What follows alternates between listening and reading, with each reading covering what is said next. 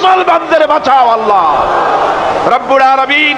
ভারত যে বাংলাদেশের সবচাইতে বড় দুশমন, একথা জাতিকে বোঝার তৌফিক দান করো আল্লাহ রব্বুল আলামিন। তুমি মেহেরবানি করে বাংলাদেশকে হেফাজত করো, বাংলার মুসলমানদেরকে হেফাজত করো। এখানে হিন্দু, খ্রিস্টান, বৌদ্ধ, চাকমা, উপজাতীয় যত রকমের মানুষ বাস করে সকলকে সাম্প্রদায়িক মহব্বত নিয়ে, সম্প্রীতি নিয়ে, ভালোবাসা নিয়ে বসবাস করার তৌফিক দান করে দাও আল্লাহ। আয় আল্লাহ পাক, সিরাতের মাহফিল অনেকেই দোয়া চেয়েছে, কারো মায়ের জন্য, বাপের জন্য, রোগের জন্য দোয়া চেয়েছে।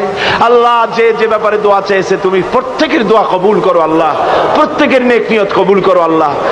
আয় আল্লাহ, ভারত সরকার পুশব্যাক অপারেশন করে বাংলা ভাষী মুসলমানদেরকে, মুসলিম মহিলাদেরকে ধর্ষণ করতেছে। আয় আল্লাহ, মুসলমানদেরকে কষ্ট দিতেছে। খাবার নাই, পরার নাই, পানি নাই, একটা রুটি খেয়ে 24 ঘন্টা কাটাতেছে আমাদের মুসলমানেরা।